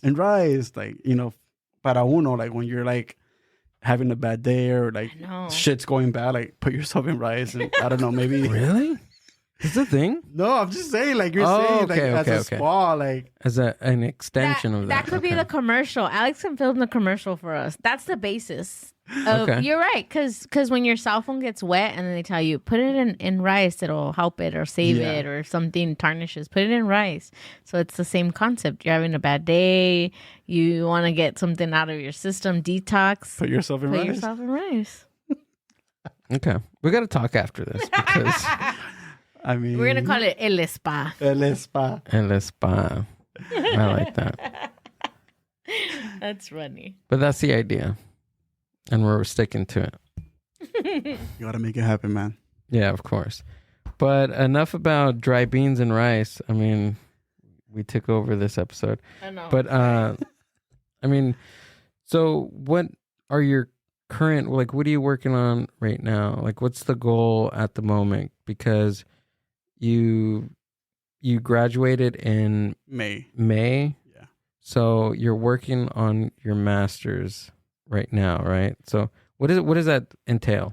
So actually, Wait, and then FYI, Alex graduated right into a strike. Right? Yeah. Alex? What's that like? you know dude? what, dude? It's crazy because like, okay, I graduated and I was so excited to like get into the industry to start like looking for a job and whatnot. And like literally right when I graduated, the writer strike happened, and I'm just like, damn, what a time to fucking graduate. Like, méteme en You know? arroz. Dude, honestly, that's how I felt. And I'm not gonna lie, like when the writer strike happened, I was just like, fuck, like now what? What do I do now? You know, that's why right now, like I'm looking into like getting my master's, and I have to get a portfolio together so that I can submit it. But yeah, going back to the writer strike, like it obviously it affected me too. I mean, I'm new to the game and everything, like get into the industry and whatnot. But it did affect me because I don't have a job right now in the industry. Like I'm going to events, getting invited and stuff like that, and just networking and meeting people, and that's the most that I can do right now. I mean, obviously, it already ended for the writer's strike. I know for the actors, it's still going on. I guess they had a deal with them, but it didn't follow through. So besides the writers, the actors were on strike too? yeah. So at first it was the writers because they wanted better benefits and whatnot. The actors decided to join them as well, but I guess it didn't follow through, and the actors are still going strong. They want to get residuals. They want to get, again, have better benefits. And then the whole thing with the AI, I don't know if you guys looked into it, but what the production companies are trying to do is they're trying to scan their image. So they'll come to work one day, scan their image, and then after that, they're going to be like, all right, cool, we don't need you no more. We're going to keep your image, and this is for us to keep for the rest of eternity. Who was telling us that? Somebody was explaining that to us. That's why they're striking, right? Because it's pretty much like you come in and then you're like, bye. And then the residual was because they're not getting off of streaming or things like that, right? Exactly. So like when movies are streaming on like, what is it, Disney Plus, Netflix, Hulu, and like all these other streaming platforms, the actors are not getting paid. Like they just go get paid for what they got to do, and then that's it. Like they're not getting residuals from the streaming platforms. And that's why actors are like, no, like give us our residuals. Like we want our money, you know? And then these companies are just being greedy and just keeping the money, and like it's a whole mess, you know. Dang, that sucks. Wow. So you go to work one day and they copy your likeness, and then from there, do they sign like a NDA or anything documented? Hey, are they signing off on their image? I want to, don't quote me on this, but I want to say yes, because I mean, you have to sign like legal forms and everything. So I would say yes. Maybe I'm wrong. I'm not too sure. That's probably like in the terms of conditions of getting to work that day. And then it's like in the fine print, the far bottom. Yeah. You can't read it. Yeah. So. I mean, that's the only way I can see that they would pass that through somebody, right? Yeah. Whoa. That sucks. And they're still going strong right now. The actors, SAG actors right now, they're just out there outside the studio companies, Walt Disney, Sony Pictures, Warner Brothers, Paramount Pictures. They're just going at it. So so you're saying, okay, so the strike's going on, you're going to networking events, you're like, all right, screw it, I'm going to start my master's because it's, I mean, the most logical thing to do, right? While all of this is happening, continue your education. And then when it's done, you'll have that. But like, how do you even know like where to start or where to apply or what to do? Like, obviously, right, you want to produce and write, but your first job is probably not going to be a big time producer, right? I mean, unless you do something and then you're seen. But what's the process in like the industry? Like, because I'm sure that it's not as easy as it sounds, right? It's not like, oh, let me go get my dental hygienist license and then you're done and then you go and you're a dental hygienist. Like, that's not how it works, right? You know what? I feel like it's different for everybody. Speaking for myself, like, again, like I just graduated, and right now it is hard for me to like get a job, because this is the thing. There's jobs out there. They're just not hiring again, because of the whole writer strike. But hopefully, like within like the end of the year, maybe next year, that's when they'll start getting people, and then like they'll start having people filling the positions, But for me right now, like I decided to go back to school, because I'm like, okay, like I want to continue my education. I want to learn more. I want to grow. and, you know, just be a better person, be a better producer, writer and whatnot. So, I mean, for me, it's just a matter of just like, hopefully once this is all over, then I'll start applying to like jobs. So what are you doing now besides school to I guess enhance what you want to do for the future? Besides school? Just going to events, networking, meeting people, and just kind of like exchanging like information, like, hey, so what do you do? Well, I do this, I do that. Like, I just graduated. I'm an aspiring producer, writer. You know, just talk and mingle and meet people, and that's just how you meet people. You know, like make connections as well. Yeah, because that's like super important. I never seen how like the power of networking before. It is crazy. Yeah. Like I've been doing this podcast for 3 years, and just this year we've been tapping into networking. You know, other than just, you know, emailing people or DMing people on Instagram. Like, there's nothing like meeting people in real life and inviting them to do something like this. But if I can be honest about networking, like, it can get very draining. Like, I've gone to these events and you're meeting people and you're just like talking. And then by the end of the night, when I go home or like I'm on my way back home, like, I just feel like so drained. I'm just like, I have my music on low, or sometimes I don't even have my music because of how like drained I feel, you know? But in a good way though, not in a bad way. Like I feel like very refreshed. I feel like I took something away from that place, you know, like I met people. I got the chance to like meet really cool people who have some really good talent as What's your elevator pitch? Like what that's honestly, that's hard for me. Like when people say, oh, you have a podcast. What's your podcast about? And it's good practice because people they don't want to stand there for 20 minutes explaining like what you do. Like, it's hard, right? Because you have to smash 3 years, 5 years, 10 years of work all into like 3 minutes. Yeah. How do you do that? You see, for me, like I would be like, oh, hey, like, for example. Okay. So say we meet. So let's say we're hey, what's up, Alex? How you doing? I'm Gil. Hey, how's it going? My name is Alex. How's it going? Good. Oh, so what do you do? Tell me about it. I do a podcast. I host the Mind Buzz podcast. Oh, cool. And like, what do you guys talk about there? Like, so we interview creatives. We interview musicians, aspiring actors, film directors, pretty much anybody in the creative space. Okay, cool. So like, how long have you been doing this? Wait, hold on. I thought I was interviewing you. How did this turn into... I know, right? It was an ambush. I know. It was all planned from the beginning. Bringing it back to me. I'm sorry. I didn't mean to like get you. Okay, no, it's good. No, it's cool. good practice it's for good him, practice. though. So it's the Mind Buzz. I'm also part of a label called My Grito. It's a podcast network. So I'm out here looking for potential guests, making connections. I also host events. I am an MC. I also do comedy on the side. So nice. What do you do? Oh, yeah. So I'm a producer. I'm an aspiring producer. I'm a writer. Well, actually, I wouldn't say I'm an aspiring. I would just say I'm a producer because you need to have that confidence within yourself. And you need to like let them know, like, I'm a producer. I'm a writer. I'm a content So should creator. I tell people that I am a comedian? Yeah. Why not? That's scary. Okay. And you know what? I literally talked to my friend about this. It was like maybe 2 weeks ago. I went to go see her at a play. After the play, we all went to a bar and we were talking about like what our dreams are. Where do we see ourselves in like 5-10 years, you know? And I told her that like when I go to events, like I'm not gonna lie, I do get nervous because like you see all these like people who are so talented and like they've been in the industry, they're actors, they're writers, producers, or directors. I told her like, damn, sometimes people ask me like, oh, so what do you do? That's always a question. What do you do? Exactly. And she told me, it's like, no, you need to let them know, like, put your foot down and be like, oh, I'm a producer, I'm a writer, content creator. I've done a few projects in the past. I've done this, and this, and just pretty much kind of sell them, you know, like with what you've done in the past.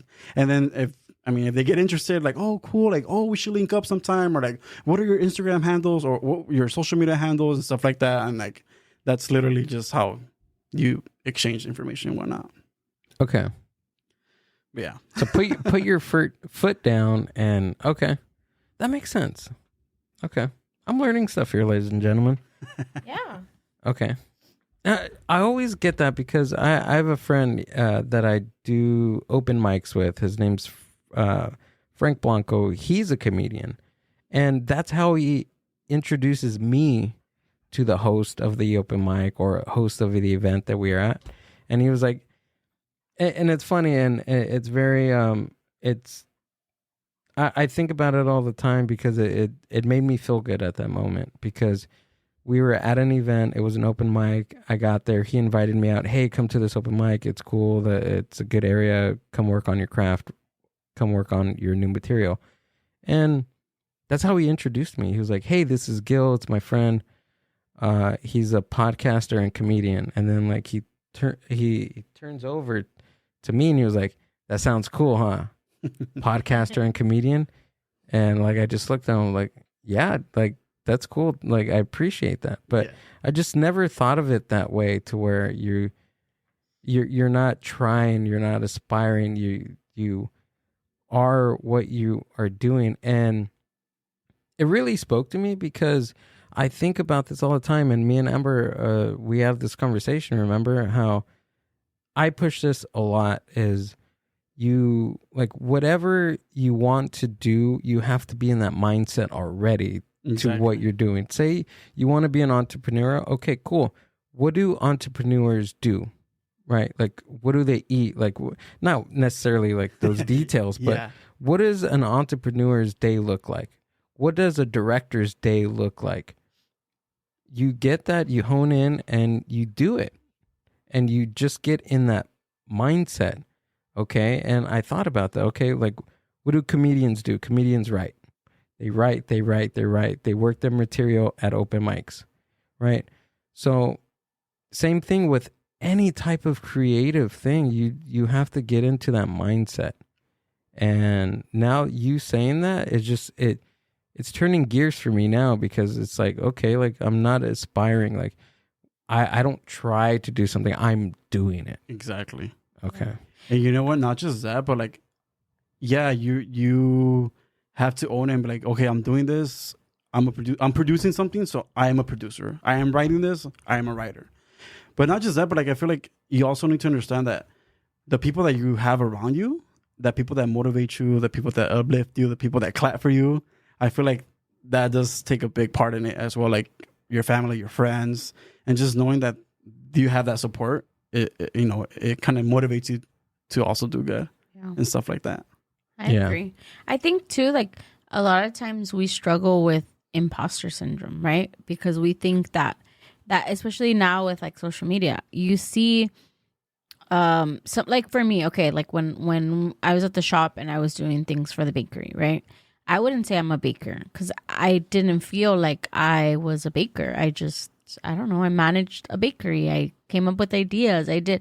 And now I look back and I'm like, I was leading a team. I was coming up with ideas. I was coming up with recipes. I was coming up with all this, but I never called myself that. Why? Because I always thought, no, I didn't go to school like a baker.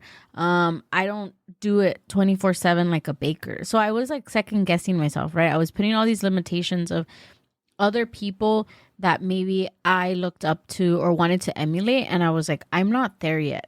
So then my imposter syndrome kicked in to where I was like, I'm just faking it. Like, I really don't know what I'm doing. And that's always my thing. Like, even when people say like, oh, that's cool. You do this on the podcast. And I'm like, I don't know what I'm doing. I always say that because I always feel like I'm an imposter. Like, I really don't know what I'm doing. I'm just learning. But you have to sit back sometimes. And like you said, Alex, like you are writing, you are directing. I am helping produce this show. Like, no, not helping. You are producing. Well, I am producing it. Yeah. So that's what I'm saying. Like, I think imposter syndrome kicks in big time with all of us because we feel that we're not to the level of someone that we may see or, or emulate or just on social media. We're not there. So we're like, no, we're just faking it. But in actuality, it's like, there shouldn't be a bar or a level or anything. You are a podcaster. You are a director, a writer, producer. I am producing a show. Like, it doesn't matter to what extent, what level, but you are doing the act of whatever it is. Exactly. That was beautiful. Yeah, that was well said. Can we write that down and put that on the refrigerator? On the fridge? Got it. Yeah. A morning quote every day in the morning. No, but we have to remind ourselves, especially with something like this in this creative space, right? Like it just gets crazy on so many levels, and by crazy I mean you just have to believe in yourself and believing that what you're doing is actually real. Oh yeah, big time. So tell me about. Are you good on time? Yeah. Yeah, you're okay. Definitely. Okay, so I do want to get into you being a first generation Latino in this creative space. Like, is there advantage? Is there disadvantages? Like, tell me about it. Well, being the first generation Latino, at least in my household, I'm not the first one to graduate in my household. My sister has graduated, so I'm the second one. Okay. Was that a lot of pressure from like after your sister graduated? Like pressure for you? It actually motivated me because I saw my sister, my brother-in-law, graduate, got their bachelors, and then they got their masters. So I was like, hey, if they can do it, I can do it too, you know? But I've always told myself that that I'm going to continue and go to school and just like I want to get a good career. Like, I don't want to have like a regular, not that it's bad. Like regular, not that it's bad, a regular job, you know, like it's not for you. Yeah. You know, like I want a career. I want to be able to do something bigger and better. So for me, it was important for me to continue going to school and just, I don't know, just having that support from my family and from like my friends, always pushing me to make sure I got my classes on time and like making sure that I did my homework or like stuff like that. Like just having that support, it just motivated me. And not just that, but like the group of friends that I have, the ones that I hang out with, like they have their bachelors, they're going to get their masters, they're in the process as well. So just like being around those people, like it motivates me to like keep going. There's nothing more important, and I think that I didn't see this until I was older, but surrounding yourself, like, you know, all the time people say like, oh, you don't always have to have friends that think exactly like you. Like, different perspectives are good. Yeah, different perspectives are good, but it's also really good to surround yourself with like-minded people that have goals, aspirations, things like that, because what happens? They motivate you because you don't want to be left behind. You don't want to be the one to not, you know, have a master's or anything, or even conversations are different than just these things. Like it your circle, like I would never really thought until my mom would say like, there's a quote in Spanish that says like, dime con quién andas y te diré quién eres. Like, tell me who you're with and I'll tell you who you are.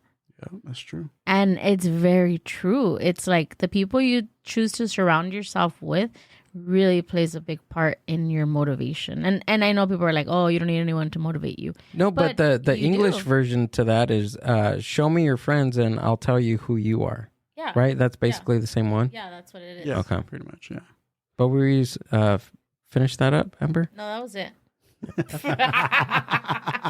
I'm done. Just kidding. But no, that's important to surround yourself with people with goals that want to do something better than the situation that they're already in, right? And they want to better themselves, you know? So yeah, that's always good to be. I learned that from Amber. How long have we been together? Probably like 4 years. We've been together for 4 years. And I think the first year that we were together, you were trying to explain that to me, and I really didn't understand it because my friends were my friends, right? But I mean, as years went on, I wanted to create something. I wanted to do something. I didn't know what. Like that was before I started the podcast or started anything. I've always wanted to do something, but I just didn't have. I didn't know how to navigate like this creativity. I didn't know what to do until I found till I found this thing, and I was like, fuck, this is super cool, right? But it does help to surround yourself with people that have that same drive and that same mindset to create something, whatever. It could be a podcast, it could be movies, it could be writing, it could be comedy, it could be anything. And we'll give you that push, like me interviewing you now. We'll give you that push. I know, right? Here, pass it over. No, I'm interested. Like, what gave you that push to like start this? Honestly, I was in 2019 going into 2020. The push was, I was always working. Like, that was me. That was my mindset, was just work. Towards 2017, 18, and 19, I was just a workhorse. I started as an office clerk. I worked my way up to be a salaried manager, and I was like, oh, this is fucking cool. I'm a salaried manager. This is what I worked for my entire life, right? Like going to school, learning, I don't know, Microsoft, and like I wanted to run somebody's business, right? And be a floor manager and do all this stuff. So it was that, but I've always had this knack for creative stuff. Like I was writing, small jokes here and there. I was reading a lot, but really what pushed me was the time that the pandemic gave me. It gave me the time to actually do what I've always wanted to do, was create something. And I didn't know what it was until my cousin showed me Joe Rogan's podcast. He showed me the podcast, and I was like, what? Like, and this isn't a clip.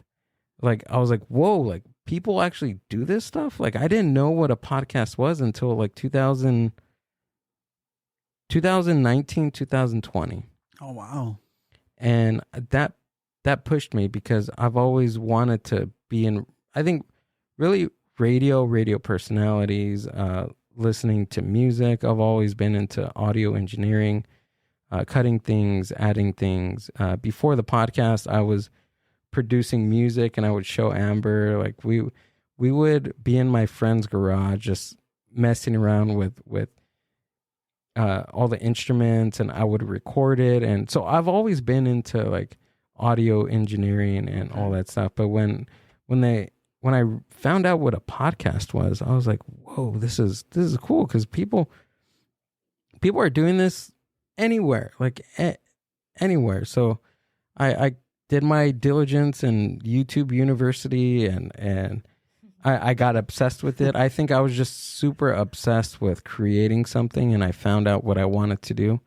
And I found out that a podcast is, I think that's where I need to be. And I think that's where my creativeness is going to get me. And then from there, dude, it was just because a podcast is not just this, right? Like it's the production, it's the cameras, it's the audio stuff, it's the music, it's the publishing, it's the creating the artwork, like it's getting the guests, all that, like all that stuff. Like I enjoy doing. So I think when I found out this particular creative space, I was like, whoa, this is what I need to do. This is what I'm going to do. Damn, that's nice.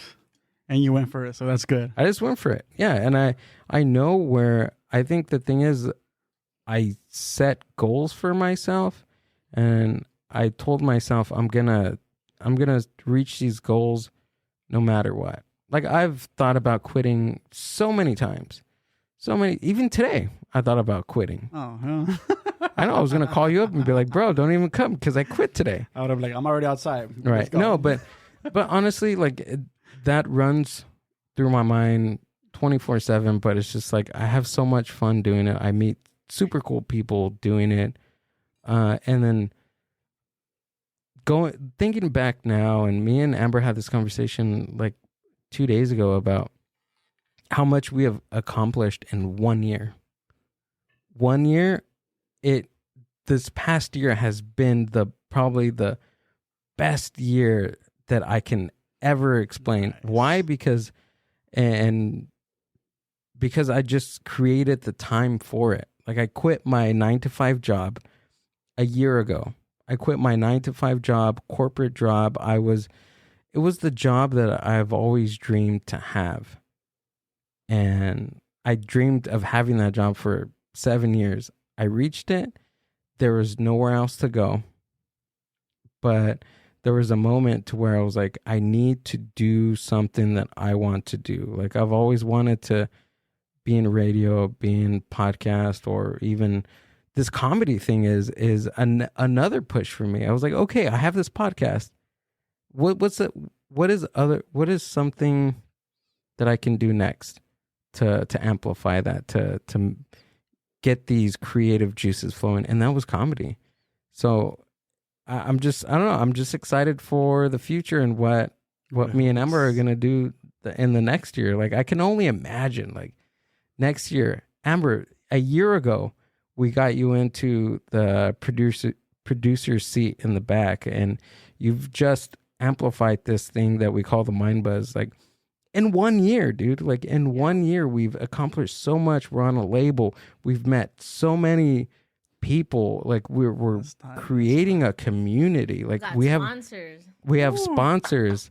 It's just this past year has just been phenomenal. And I think when those times where I'm like, I should quit, like nothing's going on, I tell myself to shut up and like, dude, just show some gratitude of where you've been and where you're at right now and what you're going to do in the next 5 years. Yeah. That's it. Yeah. So I think just having that drive and showing gratitude of where you are and where you were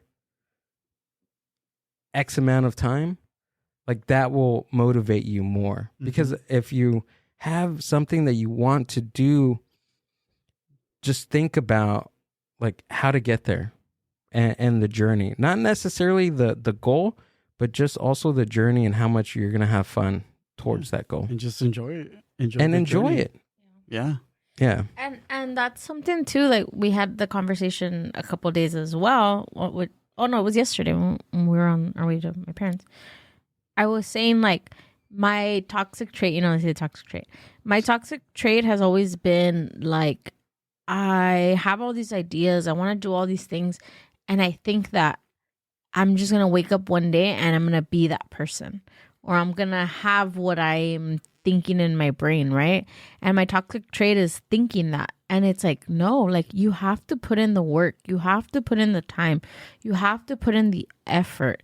And we see all these other, again, people that we maybe look up to or people that are successful in the fields that we want to be in and all that. And to hear sometimes like their stories or saying, hey, I've been doing this for 5-10 years and I'm finally where I'm at, it gives you perspective of like, we're in I always call it like the Amazon era. Like we want everything quick.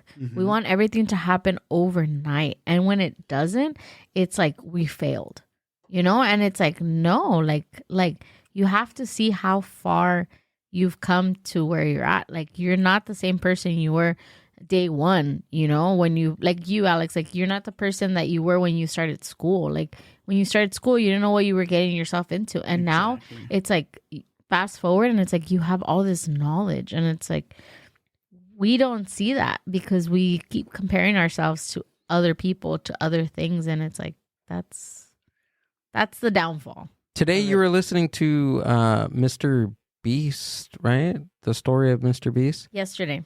Was it yesterday? Yeah, that's when we had all these conversations. Yeah. Like honestly, dude, we always have these conversations like every other day, just checking in with each other like on creative levels and personal levels, and it just you need to have that type of support to where you can check in with one another. And I think it's just super important in something like this because it's not easy. Like we're trying to tap into an industry that is huge, where there's gatekeepers everywhere and competitive too. And very competitive. Very. Especially we're in the hub of the entertainment industry. Los Angeles. Like that's the hub. Entertainment capital of LA, that's what they call it. Yeah. Yeah. And it's just it's just mind-boggling of how many people are, and that's who we talk to, like in our community. The people that we have on the podcast are musicians, they're actors, they're activists, podcasters. Like we're all trying to we're all trying to break in. Exactly. Is what I'm saying. And it's just, you need those type of people to help support you in whatever you do. You need that. That's very important. Do you think so? I would agree too, but you know what also helps me? It's following all these podcasters, actors, directors, producers, writers, just seeing them on my feed on Instagram. It's me because I mainly use Instagram. So just knowing that I'm following them and I'm seeing what they're doing, like it motivates me to just like keep going, you know? So just, it's important for me. Like, do you sometimes get to where like it's overwhelming to where you're like, oh, like, of course, Amber, we talk about like, okay, there's a certain person that has X amount of followers, X amount of this, they're doing all these events and stuff. Like, do you get discouraged at certain points? You see, for me, social media is social media. I don't really care about the numbers. Mm-hmm. What I care about is me. Let's say I'm putting out, whether it's a photo or a video, I care about the quality. I don't care if I get a lot of likes, if I get 2 comments, 3 comments. I'm not that big on stuff like that. Like, I don't really care for it. Okay. Because I know there's other people that get overwhelmed. Like, oh my God, I didn't get like 50, 100 likes, 200 likes. And they get so like upset with it. But like for me, I'm just like, I you're just care. Worried about what you're putting out. For me, it's quality. Okay. Yeah, big time. Yeah, that usually reels me back in because I'll see something and I'm like, that guy like 1,000 likes? Like, come on, dude. Like, you could have used motion detector on that, and it could be a stupid picture. Your captions could have been a little bit larger. I mean, his head was going out of frame during this clip. Like, weren't you watching that? Like, that goes through my head like in a 10-second clip, and they got like over 50 shares or whatever. Like you know what I mean? I'm just like, I'm breaking it down to make myself feel better. Basically, that's what it is. Hurt people. No, but I'm not saying that. I'm not saying that to discourage anybody, but that's what I see because I make stuff like that. So I know the amount of time that it takes to create something like that. Mm-hmm. So I don't know. Just I love Opus Clip, and I don't like Opus Clip for certain reasons, but sometimes you just gotta do what you gotta do. I don't know. Sorry. I'm still subscribed to Opus Clip. I'm just saying there's certain times where I use it and I don't use it, but it's I'm just nerding out right now and complaining. Love-hate relationship with AI. And again, like AI is opening a lot. Like it's cutting down like workflow times for a lot of people. Mm-hmm. Not just actors but even in the podcast space, like AI is like doing a lot of different crazy things. They're coming for everyone's job. That's crazy, man. Yeah. But honestly, like on a creative level, there's nothing like a human touch making clips or generating certain things. I still have to go down and clean up a couple of clips that, AI has done for me. And then even because right now I have where like on descriptions and stuff, like it's crazy because I upload this podcast right now, like it takes about like 10 minutes for the AI to generate the actual description of the podcast, dude. Damn. Yeah. That's crazy. It's crazy, but I still have to go in, maybe change a couple names, change a couple of things there, but it cut at least so then it doesn't do its fully job then. No, it doesn't. Oh. That's what I'm saying. Like not 100%. Not 100%. You still need that human touch in there. Which they're never gonna get rid of. I don't think so. I don't think so. No. No, hell no. I don't know. Maybe in the next 50 years, 60 years, or less? I think less, dude. I think even in 10 years, we're going to be able to It gets wild. So after when this podcast gets published, go on the YouTube, go on the Spotify, read the description. That's AI, ladies and gentlemen. Oh, damn.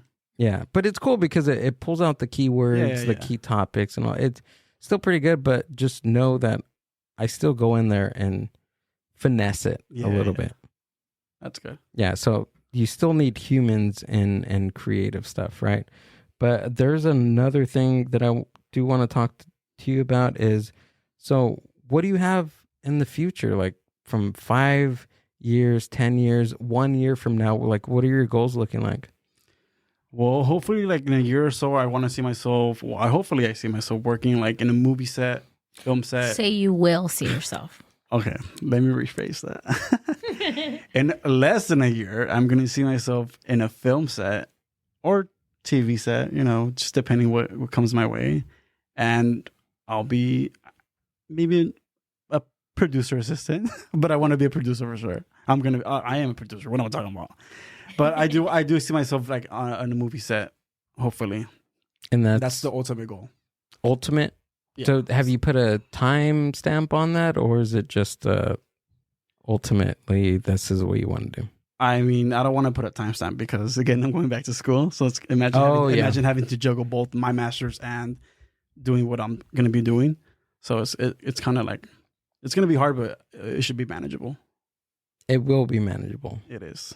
You're right. Alex, thanks for being on the podcast, man. bro. Thank you so much for having me. I appreciate it. So go ahead and tell us so where we can find you and what you have coming up. Yeah, so if you guys have Instagram, make sure to follow me at Alehkgee. That is Alehkgee.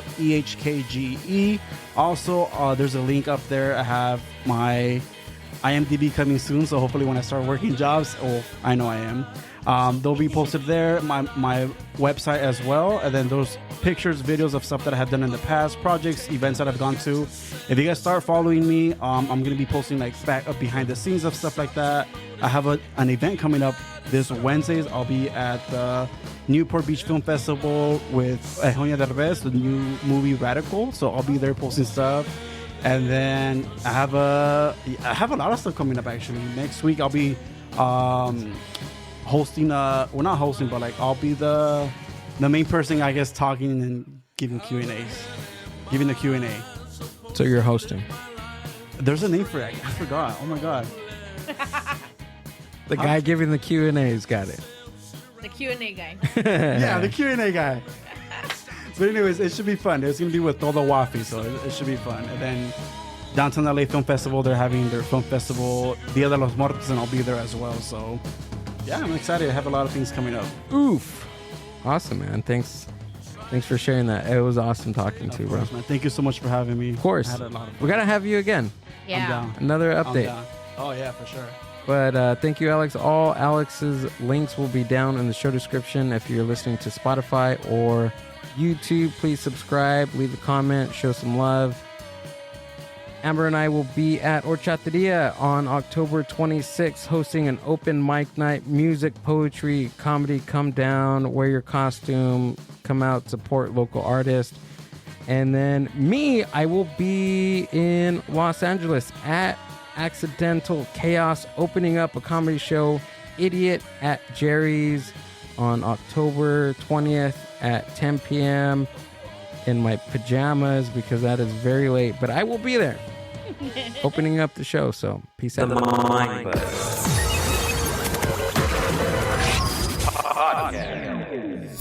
Boom. Bye. Thank you. Thanks for listening to the Mind Buzz podcast. Subscribe to the Mind Buzz YouTube channel and watch full podcast episodes. Keep up with the hosts, guests, and upcoming events by following the Mind Buzz on Instagram at the Mind Buzz. See you on the next one.